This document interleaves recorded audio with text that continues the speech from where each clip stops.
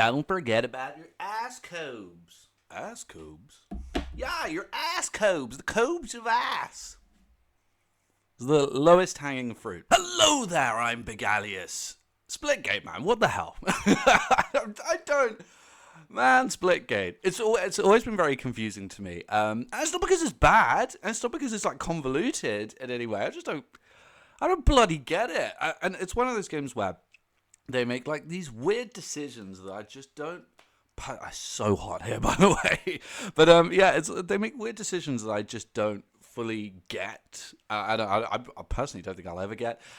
So for anyone who doesn't know, for the uninitiated, Splitgate is basically just an arena shooter. It's an FPS with portals. The portals work in the same way that they do in the game Portal.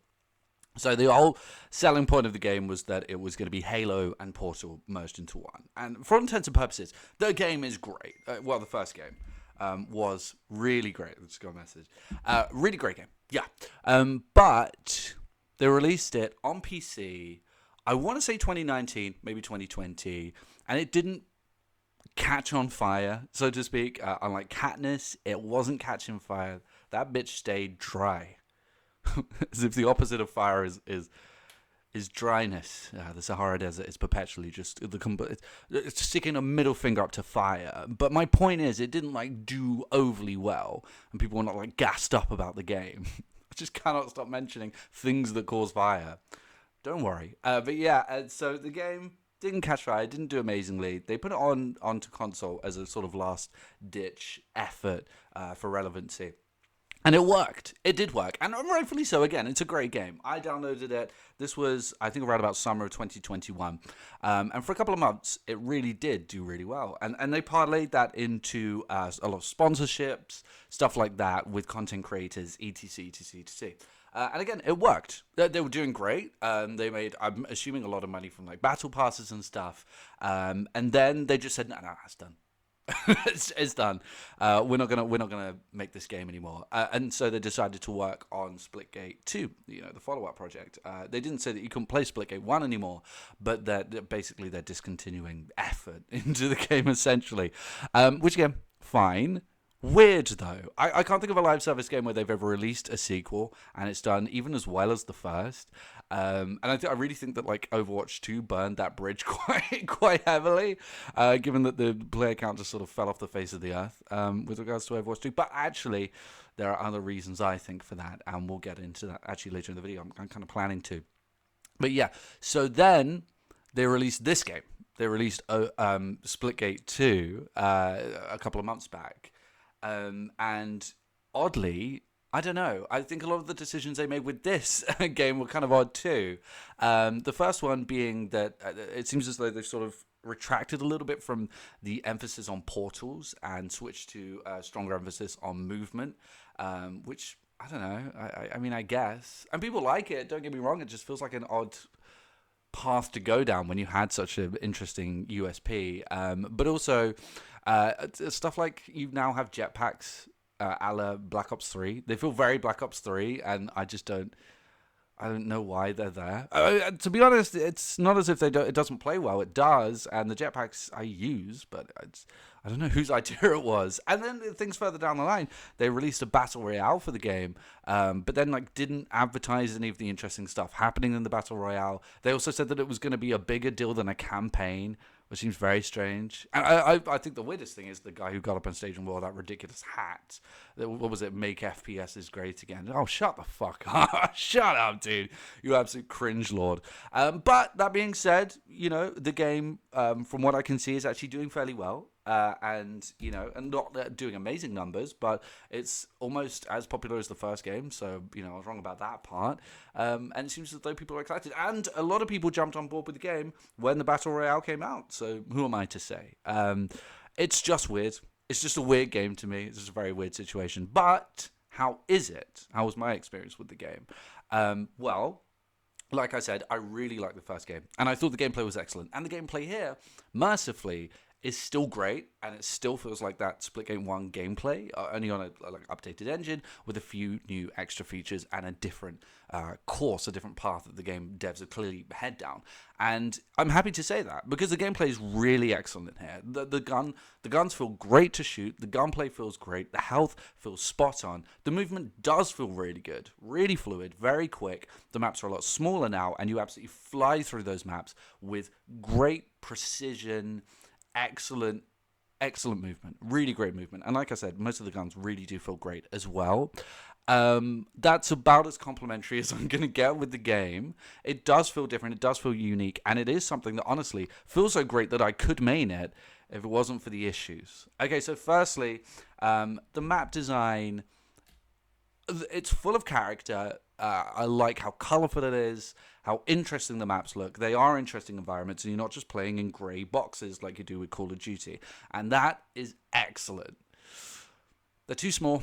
They're not really... I felt that like the Splitgate 1 maps were all very interesting. These maps have a lot of character, but the Splitgate 1 maps, I think, had more character and were just a lot more interesting in general. I think like you never know what the shape is going to be from map to map to map, what the layout's going to be.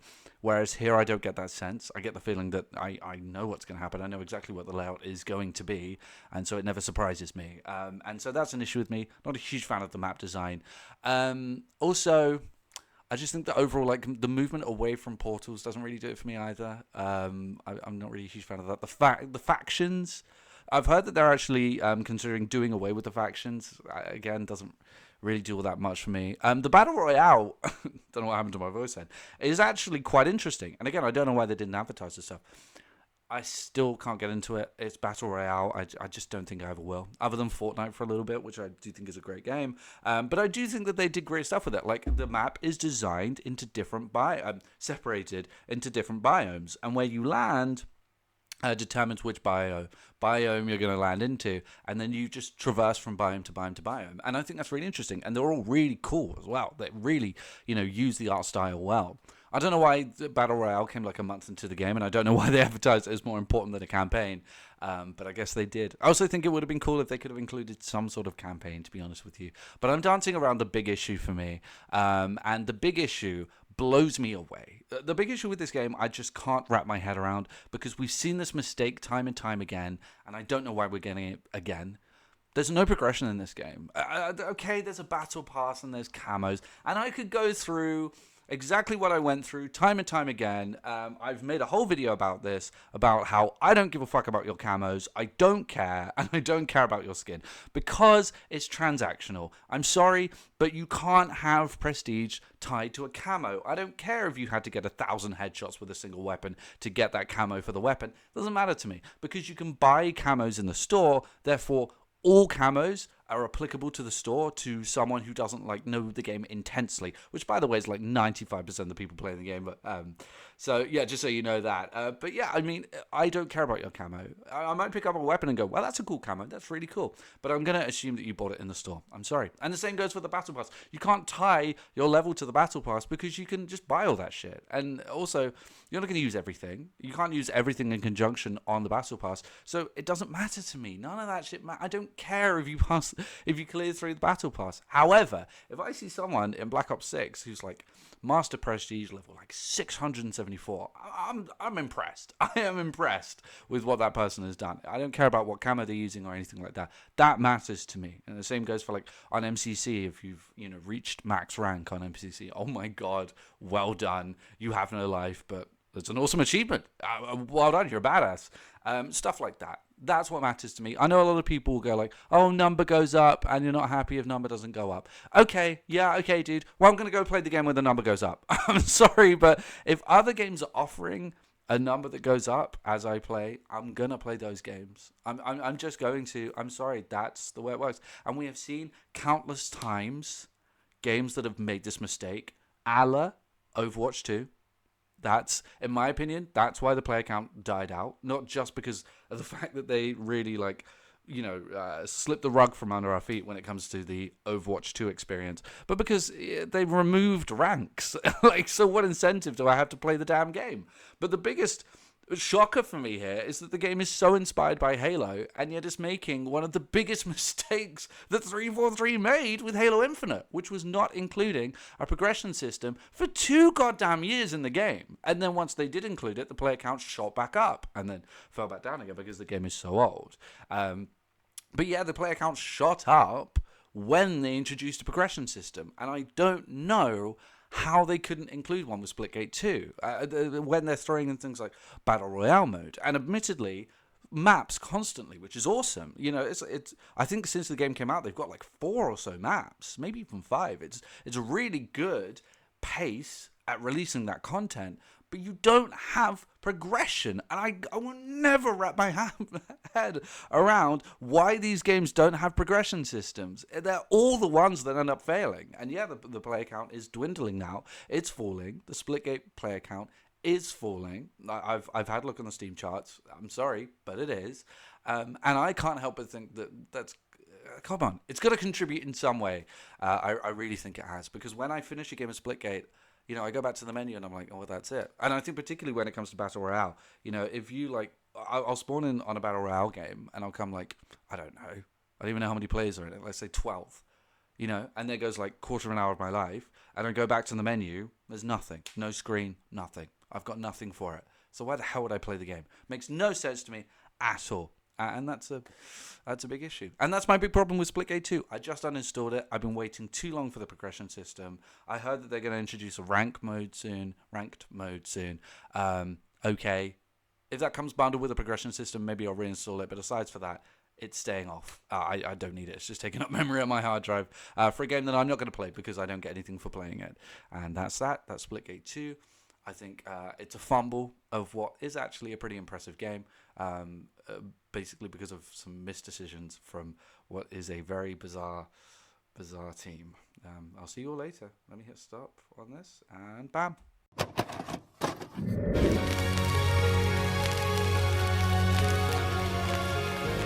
The PlayStation's only $149, and you can also get leading titles.